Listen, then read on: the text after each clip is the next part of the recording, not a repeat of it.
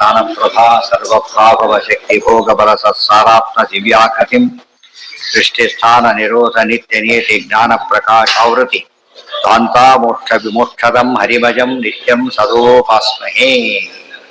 ಏನ್ ನಡೀತೀಗ ಹೇಳಿದ್ರು, ಹೇಳಿ ಏನಾಯ್ತಾ ಕಲ್ತ್ಕೊಂಡ್ಬಿಟ್ಟಿಯಾ ಎಲ್ಲ ಆಯ್ತಾ ಅಂತ ಕೇಳಿದ ತಕ್ಷಣ ತನಗೆ ಆಶ್ಚರ್ಯ ಆಗಬೇಕು. ಅದ್ಯಾಗ ಸಾಧ್ಯ ಅಂತ ಕೇಳಿದ. ಅದ್ಯಾಗ ಸಾಧ್ಯ? ಯಾವ್ದು ಸಾಧ್ಯ?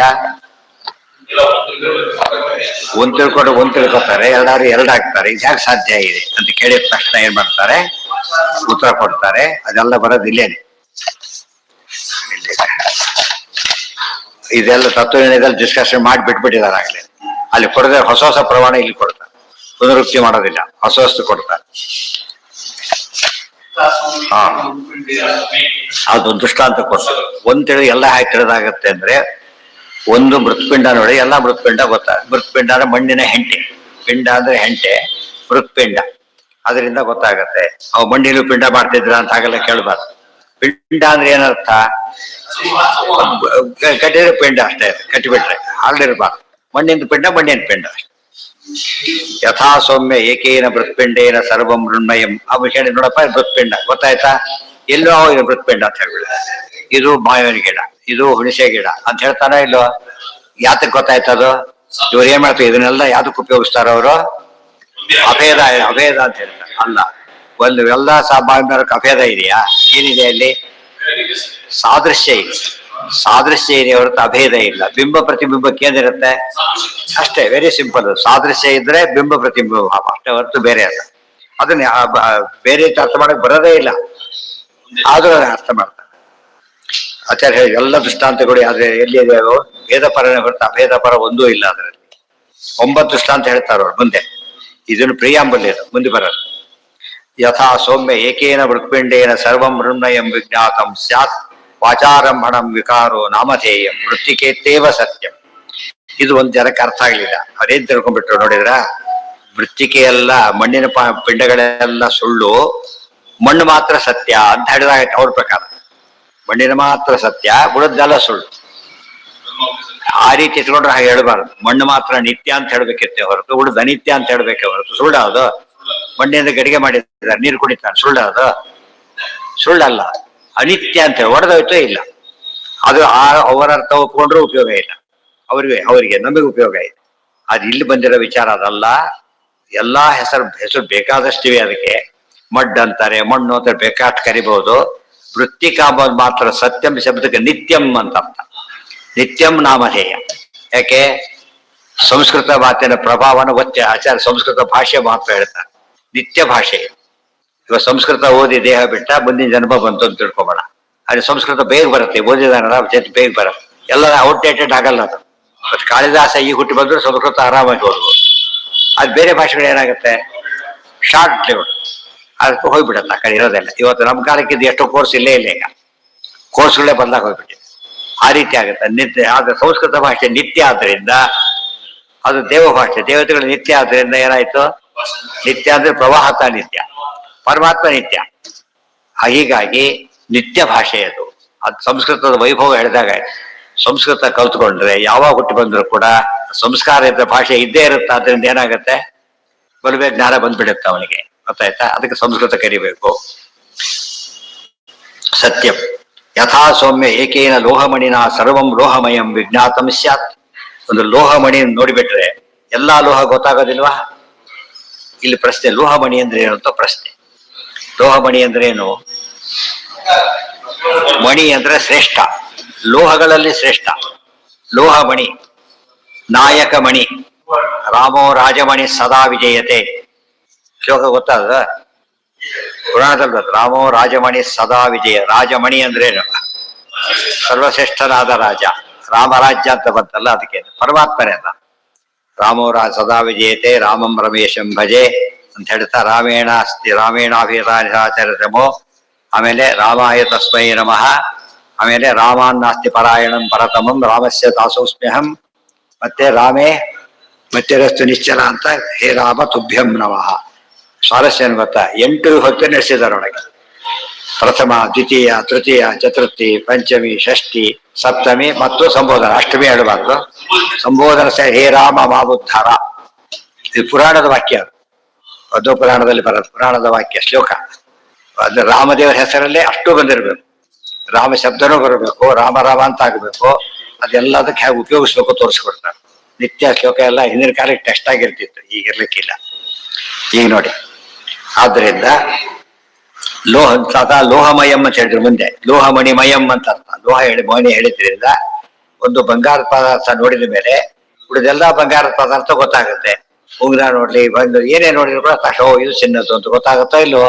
ಅಲ್ಲೂ ಕೂಡ ಇರೋದೇನದು ಸಾದೃಶ್ಯ, ಬೇರೆ ಅಲ್ಲ. ಮುಂದೆ ಯಥಾ ಏಕೇನ ಲೋಹಮಣಿನ ಆಯಿತು. ಮುಂದೆ ಯಥಾ ಸೌಮ್ಯ ಏಕೇನ ನಖ ನಿಕೃಂತನೇನ, ಬಂಗಾರ ಎಲ್ಲರೂ ನೋಡಿರೋ ಚಾನ್ಸಸ್ ಕಡಿಮೆ ಆದ್ರಿಂದ ನಖ ನಿಕೃಂತನ. ನಖ ನಿಕೃಂತನ ಅಂದ್ರೇನು? Nail cutter.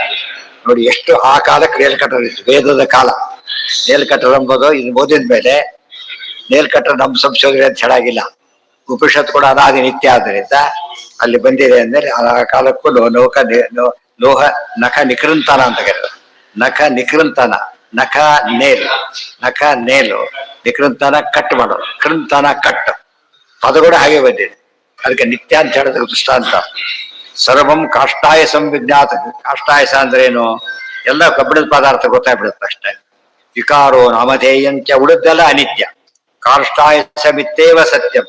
ಕಾಷ್ಟಾಯಸ ಅಂದ್ರೇನು? ಕಪ್ಪು ಬಣ್ಣ. ಅಯಸ್ ಅಂದ್ರೆ ಕಬ್ಬಿಣ, ಉಕ್ಕು ಅಂತ ಅರ್ಥ. ಕಪ್ಪು ಬಣ್ಣ ಇರುತ್ತೆ, ಅದೇ ಕಾಷ್ಟಾಯಸ ಅಂತ ಕರೀತಾರೆ. ಸ್ಯಾದ್ವಾಚಾರಂಭಣಂ ವಿಕಾರೋ ನಾಮಧೇಯಂ. ಇದು ಸಾರಸ್ಯ ನೋಡ್ಬೇಕು. ಕಾಷ್ಟಾಯನ ಪದ ಯಾಕೆ ಉಪಯೋಗಿಸಿದ್ರು? ರೆಡ್ ಹಾಟ್ ಇದ್ದಾಗ ಕಾಷ್ಟಾಯಸನ, ಅದು ರೆಡ್ ಹಾಟ್ ಇದ್ದಾಗ ಕೆಂಪಿರುತ್ತೆ, ಮತ್ತೆ ಕಾಷ್ಟಾಯಸ ಅಂತ ಯಾಕೆ ಹೇಳ್ಬೇಕು? ಅಂದ್ರೆ ನಿತ್ಯ ಆಗಿದ್ದು ಕಾದಿದ್ದಲ್ಲ, ಆರಿದ್ದ ನಿತ್ಯ, ಕಾದಿದ್ದ ನಿತ್ಯ. ಅದು ನಿತ್ಯ ಆಗಿದ್ರೆ ಯಾವ ಸುಡ್ತಾನೆ ಇರ್ಬೇಕಾಗ್ತಿ. ಅದನ್ನ ಕಾಷ್ಟಾಯಸ ಅಂತ ಯಾತಕ್ಕೆ ಹೇಳಿದ್ರು ಅಂದ್ರೆ, ಉಕ್ಕು ನಿತ್ಯ, ಕಬ್ಬಿಣ ನಿತ್ಯ, ಆದ್ರೆ ಕಾಯಿಸಿದ ಕಾವು ನಿತ್ಯ ಅಲ್ಲ. ಅದಕ್ಕೆ ಪದ ಉಪಯೋಗಿಸ್ಬೇಕಾದ್ರೆ ಕೂಡ ಎಷ್ಟು ವೈಚಿತ್ಯ ಇರುತ್ತೆ. ಆ ಆಕ್ಯುರೇಸಿ ಹುಡುಕ್ಬೇಕಾದ್ರೆ ಶಾಸ್ತ್ರದಲ್ಲಿ ಮಾತ್ರ ಗೊತ್ತಾಯ್ತಾ. ಬೇರೆ ಕಡೆ ಕಾವ್ಯರಿ ಸುಮ್ಮನೆ ಹೊಡ್ಕೊಂಡು ಹೋಗ್ರಿ ಅಂತ ಹೇಳ್ತಾರೆ. ಸೀರಿಯಸ್ ಆಗಿ ಓದಬಾರ್ದು. ಕಾವ್ಯಗಳನ್ನು ಓದ್ಬೇಕಾದ್ರೆ ಬೇರೆ ಹೇಳ್ತಾರೆ, ಆದ್ರೆ ಸುಮ್ಮನೆ ಬಿಟ್ಟು ಕಾವ್ಯ ಹೇಳಿ ಕೇಳಿ. ಕಾವ್ಯ ಅಂದ್ರೆ ಫಿಕ್ಷನ್, ಅದು ಫಿಕ್ಷನ್ ಆದ್ರಿಂದ ಏನೇನು ಹೇಳ್ಬೋದು, ನೀವು ಬೇಕಾದ್ರೆ ತಗೊಳ್ಳಿ, ಸಾಕಾರ ಬಿಡಿ. ಶಾಸ್ತ್ರ ಹಾಗಲ್ಲ, ಅದೇನದು ಸತ್ಯ ಹೇಳ್ಬೇಕಾದ್ರಿಂದ ಹಾಗೆ ಇರ್ಬೇಕು. ಇಲ್ಲಿ ಸತ್ಯ ಶಬ್ದಕ್ಕೆ ಏನಂತ ಅರ್ಥ ಮಾಡಿದ್ದಾರೆ ಆಚಾರ್ಯರು? ನಿತ್ಯ ಅಂತ ಅರ್ಥ ಮಾಡಿ. ಅದಕ್ಕೆ ಭಗವಂತನ ವಿಷಯ ಬರುತ್ತೆ, ಸತ್ಯವಾಕ್ ಅಂತ ಬರುತ್ತೆ. ಸತ್ಯವಾಕ್ ಶಬ್ದಕ್ಕೆ ಒಂದರ್ಥ ಏನು? ಸತ್ಯವಾದ ಮಾತನ್ನೇ ಆಡ್ತಾನೆ, ಸರಿ ಹೋಯ್ತು. ಇನ್ನೊಂದು ಅರ್ಥ ಏನು ಅಂದ್ರೆ ನಿತ್ಯವಾಕ್. ನಿತ್ಯವಾಕ್ ಅಂದ್ರೆ ನಿತ್ಯವಾಕ್ ವೇದ ಅಸ್ಮ. ನಿತ್ಯವಾಗಿರ್ತಕ್ಕಂಥ ವೇದವಾಕ್ಯಗಳು ಬೆಳಕಿ ಬರೋದು ಯಾರಿಂದ? ಸಂತತಂ ಚಿಂತೆಯೇತ್ ಕಂಠಂ ಭಾಸ್ವತ್ಕೌಸ್ತುಭಭಾಸಕಂ ವೈಕುಂಠ ಶಾಖಿಲಾ ವೇದಾಹ ಉದ್ಗೀರ್ಯಂತಿ ಅನಿಶಮ್ಯತಃ. ಅದು ಉಚ್ಚಾರಣೆ ಮಾಡ್ಬೇಕಲ್ಲ, ಮಾಡೋದು ಯಾರು? ಭಗವಂತ.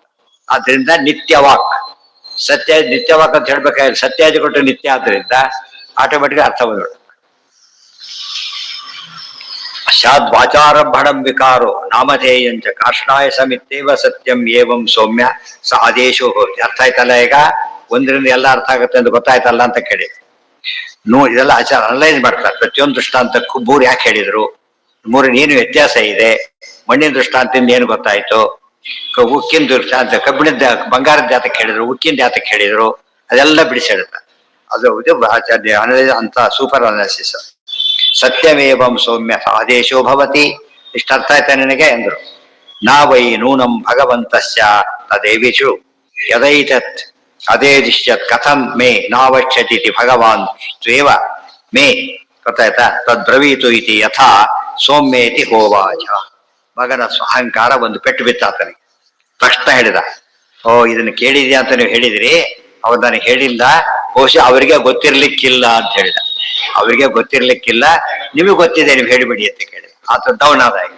ಅರ್ಥ ಆಯ್ತಾ? ನಾನು ಎಲ್ಲಾ ಗೊತ್ತಿದೆ ಅಂತ ತಿಳ್ಕೊಂಡವನು ಈಗ ಯಾವ ರೀತಿ ಓದ್ಬೇಕು ಗೊತ್ತಾಗಿದೆ. ಬೆಂಗಳೂರಿಗೆ ಹೋಗಿ ಬಂದೆ ಅಂತ ಕೇಳಿದ್ದೆ. ಆ ಕಾಟನ್ ಪೇಟಲ್ಲಿ ಯಾವುದೋ ಒಂದು ಸ್ಟ್ರೀಟ್ ಇದೆ ಅಲ್ಲಿ ಗೊತ್ತಾ ಅಂತ ಕೇಳಿದೆ. ಅದನ್ನ ಕೇಳೋದಿಲ್ಲ. ಅದು ನೋಡಿದೆ, ಅದ್ರಲ್ಲಿ ನೋಡ್ಲಿಲ್ಲ. ಬೆಂಗಳೂರಿಗೆ ಯಾಕೆ ಹೋಗಿದ್ದೆ ಆಗಿದೆ, ನೋಡಿಲ್ಲ ಅಂತ ಹೇಳಿ ಹಾಗಂಬಲ್ಲ. ಬೆಂಗಳೂರು ನೋಡಿದ್ರೆ ಏನರ್ಥ?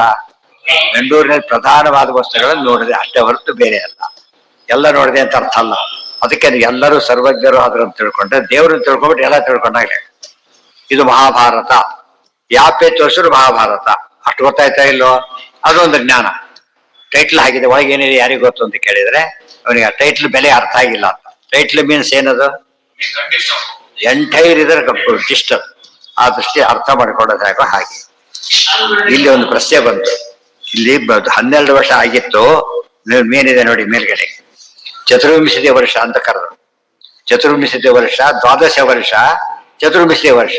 ದ್ವಾದಶ ವರ್ಷದ ಅವನು 24ನೇ ವರ್ಷವನಾಗಿ ಬಂದ ಅಂತ ಹೇಳಿ. ಹೊರಟಾಗ 12 ವರ್ಷ ಆಗಿತ್ತು, ಬಂದಾಗ 24 ಆಗಿತ್ತು. ಆಚಾರ್ಯ ಸ್ಪಷ್ಟೀಕರಣ ಕೊಡ್ತಾರೆ. ಅಧೀತ್ಯಬ್ದ ದ್ವಾದಶತ್ವ ದ್ವಾದಶಾಬ್ದ ಇತೀರಿತಃ ಶ್ವೇತಕೇತುರ್ ಭಾರತೇತು ನೋತ್ಪತ್ತಿ ದ್ವಾದಶತ್ವತಃ ಇತಿ ವಾಕ್ಯ ನಿರ್ಣಯ. ಇದು ಯಾತಕ್ಕೆ ಡೌಟ್ ಬಂತು ಅಂದ್ರೆ, ಮಹಾಭಾರತಲ್ಲೂ ಕಥೆ ಬರುತ್ತೆ. ಮೋಟ್ಸೂರು ಪರ್ವದಲ್ಲಿ ಶ್ವೇತಕೇತು ಕಥೆ ಹೇಳ್ತಾರೆ. ಅಲ್ಲಿ ಹೇಳಿದಾಗ ಅವನು ಶ್ವೇತಕೇತುವಿಗೆ 12 ವರ್ಷ ಆಗಿತ್ತು ಅಂತ ಹೇಳ್ತಾರೆ. ಇಲ್ಲಿ 24 ವರ್ಷ ಅಂತ ಹೇಳ್ತಾರೆ. ಈ ವಿಷಯ ನಡೆದಾಗ ಎಲ್ಲ ತಿಳ್ಕೊಂಡ್ಬಿಟ್ಟಿ ಅಂತ ಕೇಳಿದಾಗ ಅವನು ಓದಿ ವಾಪಸ್ ಬಂದಾಗ 24 ಉಪನಿಷತ್ ಹೇಳ್ತಾ ಇದೆ, ಮಹಾಭಾರತ 12 ಅಂತ ಹೇಳ್ತಾ ಇದೆ. ಹೇಗೆ ಸಮನ್ವಯ ಮಾಡಬೇಕು ಅಂತ ಪ್ರಶ್ನೆ. ಈಗ ಹುಡುಗವರು ತಲೆ ಕೆಡಿಸ್ಕೊಳಕ್ ಹೋಗಲ್ಲ, ಯಾಕೆ ಮಹಾಭಾರತ ಅಪ್ರಮಾಣ ಅಂದ್ರೆ ಮುಗಿದಿರ್ತೀವಿ. ಎರಡೋ ಅಪ್ರಮಾಣ ಅಂತ ಹೇಳೋ ಗುಂಪು ಇನ್ನೊಂದು ಇರ್ತದೆ, ಅದು ಬಿಟ್ಬಿಡಿ. ಅದಕ್ಕೆ ಇಲ್ಲ, ಎರಡೂ ಸರಿಯಾಗಿದೆ. ಅದು ತತ್ವ ಸಮನ್ವಯ ಅಂತ ಮಾಡ್ಬೇಕು. ಸಮನ್ವಯ ಹೇಗೆ ಮಾಡ್ಬೇಕು ಅಂತ ಪ್ರಶ್ನೆ. ಅಲ್ಲಿ ಅದು ಇಲ್ಲಿ ಹೀಗಿರೋದು ಹೌದು, ಅಲ್ಲಿ ಆಗಿರೋದು ಉತ್ತರ ಇಲ್ಲೇ ಇದೆ. ಈಗ ಹೋದಾಗ 12 ವರ್ಷ, ಬಂದಾಗ 24 ವರ್ಷ. 12 ವರ್ಷ ಅನ್ನೋದು ಯಾತಕ್ಕೆ ಕರೆದು ಅಂತ ಕರೆದ್ರೆ, ಅಧ್ಯಯನ ಮಾಡಿದ್ದ 12 ವರ್ಷ ಅಂತ ಅರ್ಥನೇ ಹೊರತು ಹೋದಾಗ 12 ಅಂತ ಅರ್ಥ ಅವ್ನು ಬಂದಾಗ 12 ಅಂತ ಅರ್ಥ ಅಲ್ಲ. ಇದು ತೀರ್ಮಾನ. ಸರ್ವಿಸ್ ಎಷ್ಟು ಅಂತ 25 ವರ್ಷ, ಇವ್ರು 50 ವರ್ಷ. 25 ವರ್ಷ ಸರ್ವಿಸ್ ಹೋದ್ರೆ ಸರ್ವಿಸ್ 25 ವರ್ಷ. ಯಾವ್ದಲ್ಲ, ವಯಸ್ಸಲ್ಲ. ಅಲ್ಲಿ ನಿಮ್ಮ ವಯಸ್ಸಿಗೆ ಡೇಟ್ ಅದು ಬೇರೆ, ಹಾಗೆ ಅದಿಷ್ಟು ಅಂತ ಹೇಳ್ತಾರೆ. ನಮ್ಮಲ್ಲಿ ಇದೇ ಇಲ್ಲ ಈಗ. ಕರೆಕ್ಟ್ ಆಗಿದೆ. ಸರ್ವಿಸ್ ಬೇರೆ, ಎಜುಕೇಶನ್ ಹೇಳೋದು ಬೇರೆ. ಇದು 5 ಇಯರ್ಸ್ ಕೋರ್ಸ್, 3 ಇಯರ್ಸ್ ಕೋರ್ಸ್. 3 ಇಯರ್ಸ್ನವ್ರಿಗೆ ಕೋರ್ಸ್ ಅಲ್ಲ ಅದು, ಓದೇ 3 ವರ್ಷ. ಈ ರೀತಿ ಸಮನ್ವಯ ಮಾಡಿ ಯಾತ್ರ ತೋರಿಸ್ತಾರೆ ಮಧ್ಯೆ ಅಂದ್ರೆ, ಎಲ್ಲಾರು ವಿವಾದಗಳು ಬಂದು ಇದ್ದಾರೆ. ಇನ್ನೊಂದು ಪರಿಹಾರ ಮಾಡಿದ್ದಾರೆ, ನೆನಪಾಗತ್ತೆ ಯಾವ್ದಾಗ ಇಂಥದ್ದು ಸಿಮಿಲರ್ ನೆನಪಾಗತ್ತಾ? ಏನ ಅಲ್ಲ, ಏನು ಅದು ಒಂದು ಇನ್ನು ಇಂಥದ್ದೇ.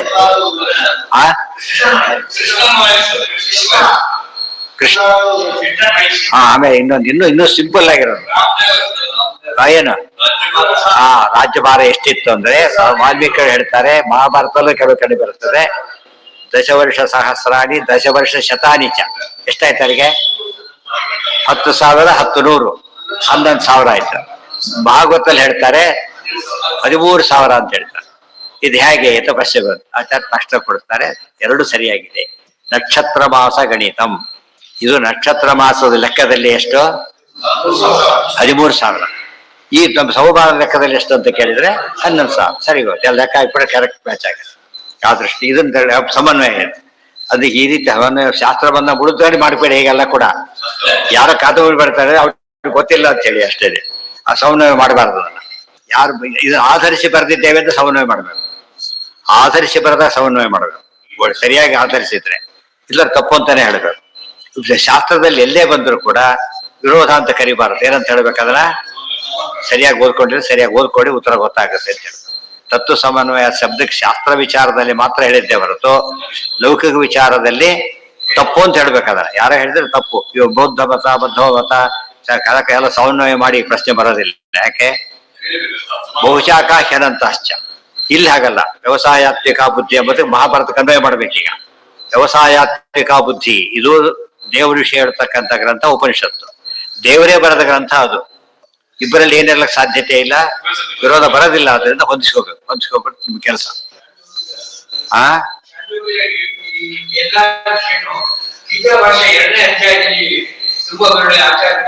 ಗೀತಾ ಭಾಷೆ ಹೇಳ್ತಾರೆ, ವಿಷ್ಣು ಹೇಳಿದ್ದಾರೆ. ಮತ್ತೆ ಯಾಕೆ ಹೇಳಿ ಇಲ್ಲಿ ಮತ್ತೆ ಬರೀತಾರೆ ಅಂದ್ರೆ, ಅಲ್ಲಿ ಡಿಸ್ಕಷನ್ ಮಾಡ್ತಾ ಗ್ರಂಥ ಬರಿಬೇಕಾದ್ರೆ ಅಲ್ಲಿ ಹೇಳಿದ್ರು.